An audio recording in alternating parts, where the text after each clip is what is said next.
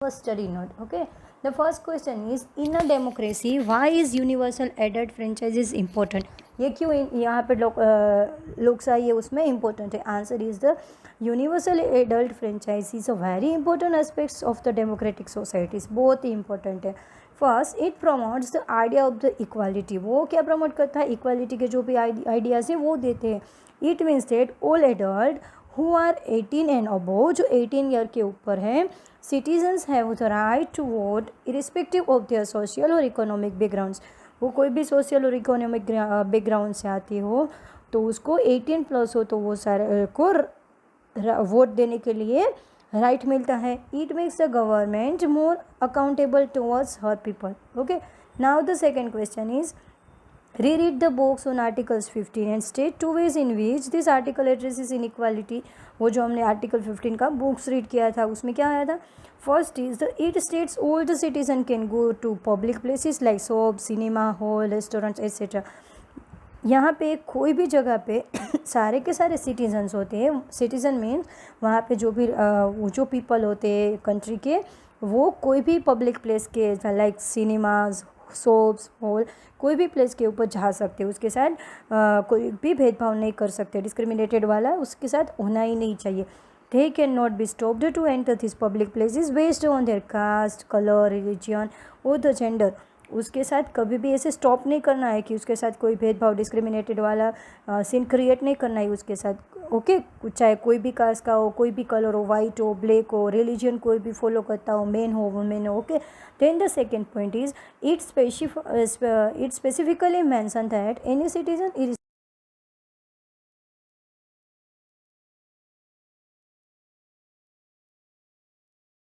वो कोई भी पब्लिक की प्रॉपर्टी हो, जैसे कि कोई भी प्लेग्राउंड है, कोई भी वेल्स है, पॉन्ड्स है, रोड्स है, वो कोई भी यूज़ कर सकता है. उसके साथ उसके डिस्क्रिमिनेटेड नहीं होना चाहिए. वो सारे के लिए सेम होते हैं. Now the third question is, इन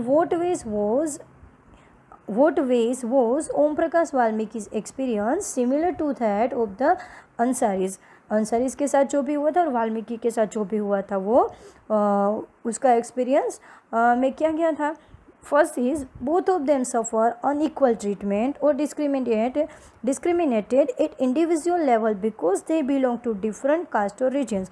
दोनों के साथ एक ही सफ़र करना पड़ा था. अनइक्वालिटी ट्रीटमेंट हुई थी और भेदभाव हुआ था डिफरेंट इंडिविजुअल लेवल के ऊपर, क्योंकि ओम प्रकाश वाल्मीकि है वो स्कूल में उसके साथ वो प्रॉब्लम क्रिएट हुई थी, और ये जो अंसारी है उसको रेंट पे अपार्टमेंट लेना था, उसके साथ वो प्रॉब्लम क्रिएट हुई थी.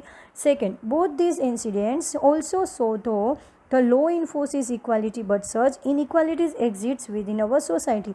बहुत सारे लॉज बनाए गए हैं फिर भी हमारी सोसाइटी में ये सारा इंसिडेंट्स होते रहते हैं, देखने को मिलते हैं. Third number is, in both cases the dignity of the person is not respected. Dignity मतलब इज्जत, वो वहाँ पे किसी की इज्जत की रिस्पेक्ट नहीं की जाती है. Then it is not good. Okay, now the question 4, what do you understand by the term all person are equal before the law? Why do you think it is important in the democracy? all the person के लिए सारे के सारे laws same होते हैं. Okay, तो वो ये डेमोक्रेसी में वो कैसे हम समझते हैं? तो answer is, the term all person are equal for the law means every citizen is entitled to all the constitutional rights and freedoms.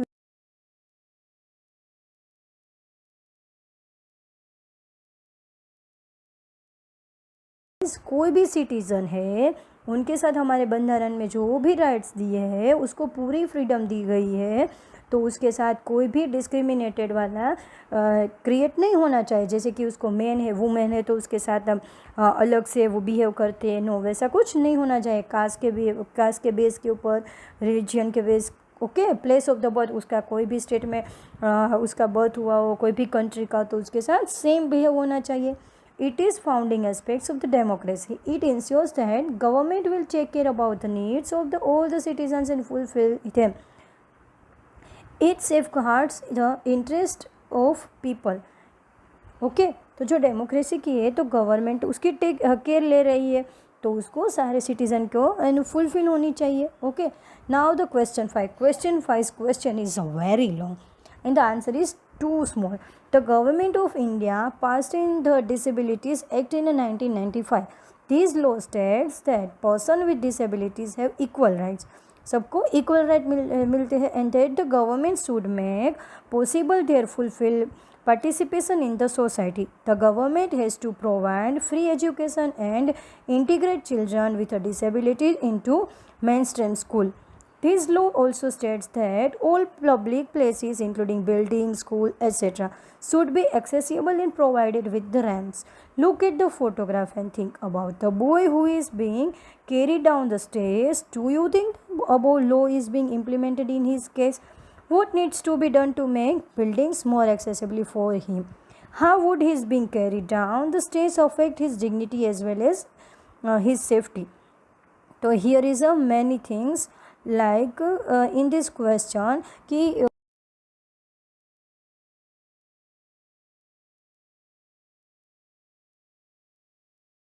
with any people, and here the one example like one boy is being carried down the stairs. Do you think above law is being implemented in his case? यहाँ पे law कोई भी है वो implement होगा. What needs to be done to make a building more accessible for him? तो वो हम कैसे accessible कर सकते हैं? Okay, then the answer is no. The Disabilities Act is not being followed here. यहाँ पे follow नहीं होगा. क्यों? This is also a violation of Article 15 because physically disabled person cannot access public places. जो भी ऐसे physically जिसको भी पर्सन है उसको वो एक्सेस पब्लिक प्लेसेस नहीं कर सकते. Building must have proper ramps, audio guidelines and other accessibility measures. The way boy being carry down the stage affect his dignity and the method is unsafe. वो safe नहीं है यहाँ पे उसकी dignity वाली बात.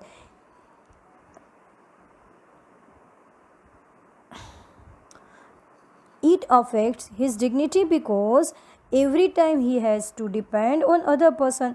तो फिर ऐसा करने से तो वो पूरा का पूरा डिपेंड हो जाएगा अदर पर्सन के ऊपर. Carrying the wheelchair is shown in this figure is dangerous. जो हमारी बुक में फिगर दी है वहाँ पे आपको देखना है कि वो carrying the wheelchair is in the figure is dangerous. वो डेंजरस है and unbalance can cause physically injury the boy. Okay, this charity based approach is a negative impact on a boys mind. वो negative effect देगा. फिर अगर ऐसा करने से तो वो पूरा का पूरा किसी के ऊपर डिपेंडेंट हो जाता है. अगर उसको फिजिकली प्रॉब्लम हुई है तो वहाँ पे लो का कुछ प्रॉब्लम नहीं है, वो कोई डिस्क्रिमिनेटेड नहीं हुआ है उसके साथ. Okay, it is important such needs to be addressed through rights based approach. All the person believe that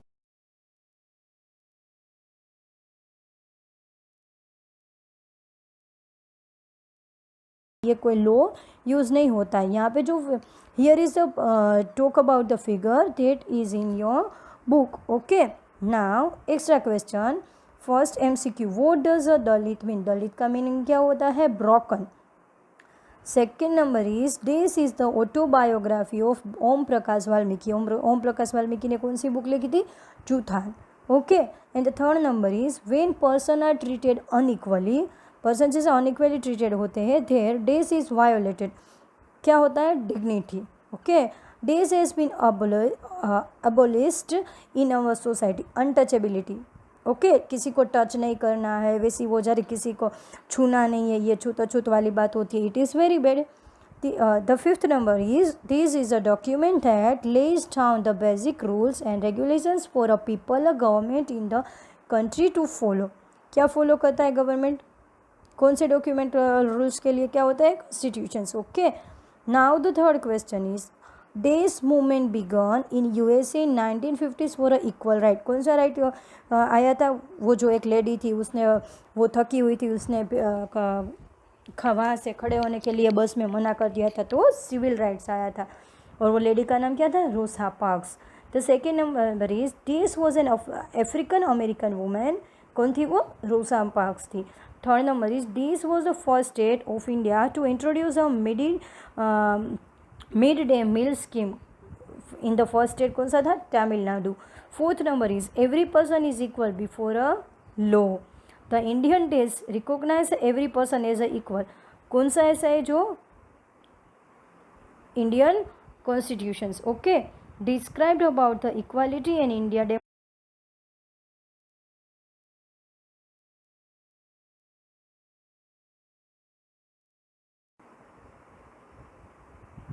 describes the equality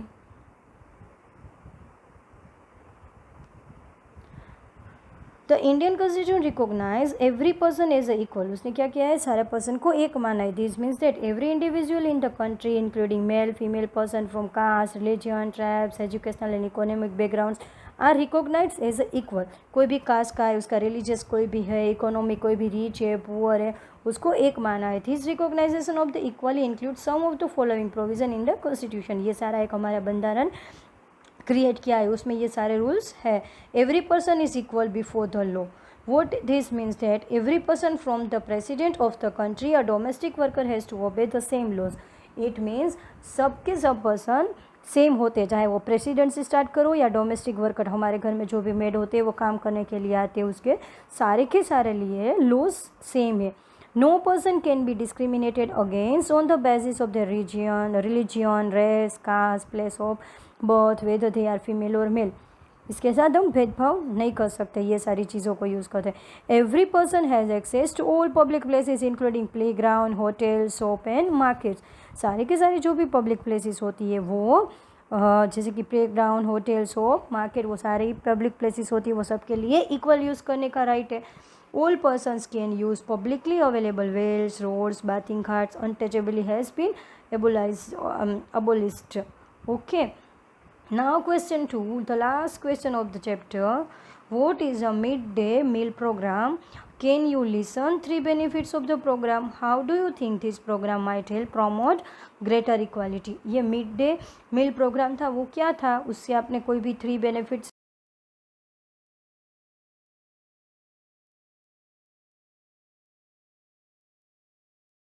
government उसने एक स्टेप लिया मिड डे मील स्कीम का.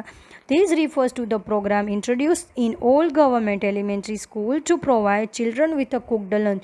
चिल्ड्रन को कुक्ड किया हुआ लंच देना है. Okay. Tamil Nadu was the first state in India to introduce this scheme. Tamil Nadu एक ऐसा स्टेट है उसने ये पहले स्टार्ट किया था 2001 में. The supreme court asked all the state government to begin this programme in their schools within 6 month. फिर सुप्रीम कोर्ट ने ये सारे के सारे स्टेट गवर्नमेंट को बोल दिया था कि 6 मंथ के अंदर सारी स्कूल में ये जो भी मिड डे प्रोग्राम है वो इंक्लूड हो जाना चाहिए. Second point, is mid day meal being provided in a school their attendance has improved. जैसे कि वहाँ पे सारे के बच्चे स्टूडेंट्स को चिल्ड्रन को प्रोवाइड होने लगा फूड, तो वहाँ पे अटेंडेंस भी होने लगी. This program has also helped reduce caste prejudices because both lower and the upper caste children in the school eat this meal together and in quite a few places. ये क्या था, वहाँ पे भी जो भी रिच थे पुअर थे कोई भी था कोई भी कास्ट का होता था वो सारे के सारे एक साथ में खाना खाते थे वहाँ पे. Dalit women have been employed to cook a meal. Dalit women वहाँ पे रखी गई थी कुक करने के लिए ये जो फूड होता है. The midday meal program also help reduce the hunger of a poor students. वो जो पुअर स्टूडेंट होते हैं उसकी हंगर मतलब वो जो भूख लगती है उसको मिटाने के लिए भी ये मिड डे मील प्रोग्राम बहुत ही अच्छा हुआ. Who often come to school and cannot concentrate because their stomachs are empty.